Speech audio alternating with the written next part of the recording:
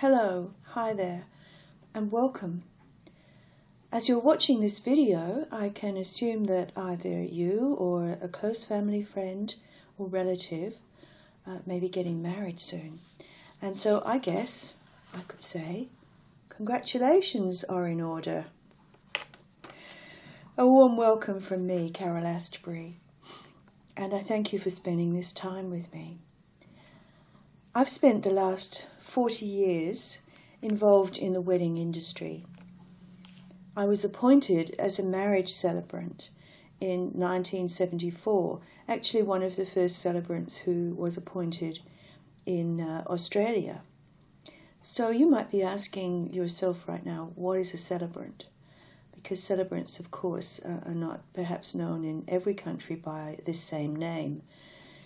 In your country, for instance, you might call a celebrant an officiate, similar to a registrar, or perhaps a minister of a church or a priest, because we're the people who solemnize marriages. That means we conduct legal marriages.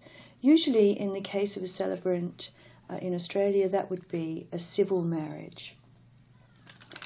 As you can imagine, over the years, I've spent a lot of time discussing with my couples many details about their hopes and dreams for the future, in the hope of providing them with a personally meaningful and deeply rewarding marriage ceremony.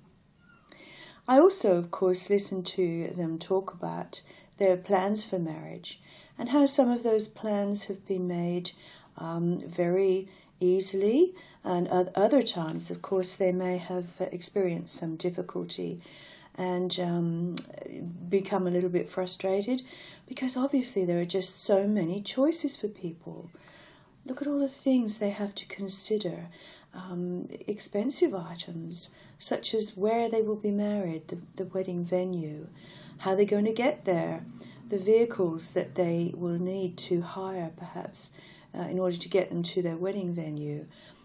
Just the wedding gown itself is an extremely expensive item, and of course takes a lot of time to decide on the perfect gown. And then you have the formal wear for the bridegroom, his bridegrooms, and then of course our beautiful bridesmaids. There are other things, of course, such as even the wedding cake. How many choices of wedding cakes do you think people are confronted with when trying to make a decision? And the cost of those wedding cakes can vary enormously. Then there are all the peripheral things, such as wedding invitations. Are they going to put their wedding invitations on a piece of paper or a pretty card, put them in an envelope and post them?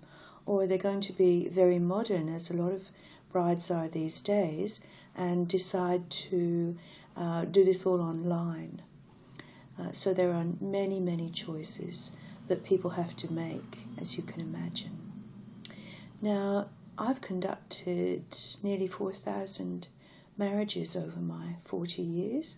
I have to say that's been an enormous pleasure, and I've loved just about every single minute of it. I can't imagine a nicer job than being involved with people at this very special time of their lives. Of course, marriage is considered one of the three most important rites of passage. That is a significant time in a couple's lives when they make this decision to marry each other and spend the rest of their lives together in hopefully a long, happy and rewarding marriage. One of the other things, of course, couples are confronted with having to decide about is whether they're going to have a civil or a religious marriage ceremony. What their families will think about this, how this impacts on their decision as well.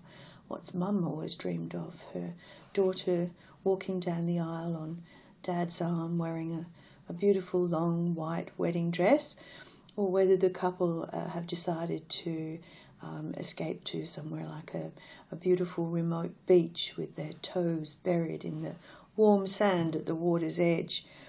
In Australia, we have a lot of choices for couples. Their freedom of choice when it comes to time, date, and venue is incredible.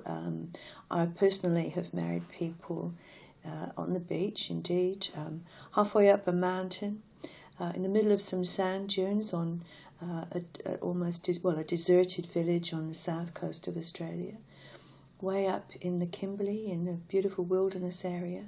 And then around the metropolitan area, of course, in people's private homes, hotels, lovely venues that are set up especially for wedding ceremonies, and some delightful restaurants, particularly in the wine-growing areas of Australia.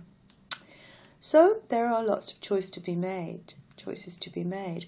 And wouldn't it be great if there was a website where couples could go to ask questions, to share their ideas, what they've learned, what they'd like to know about, ask questions on a forum that is dedicated to their wedding plans?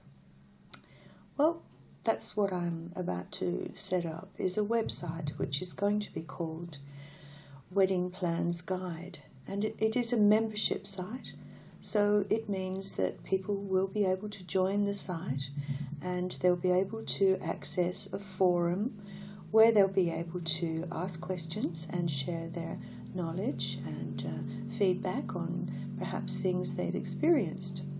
So I think it will be a very valuable website, and look out for it, and perhaps we'll see you on there shortly. So, as I say, my name is Carol Astbury, and it's been nice chatting to you, and I look forward to chatting to you again soon. Thanks for listening. Happy celebrating.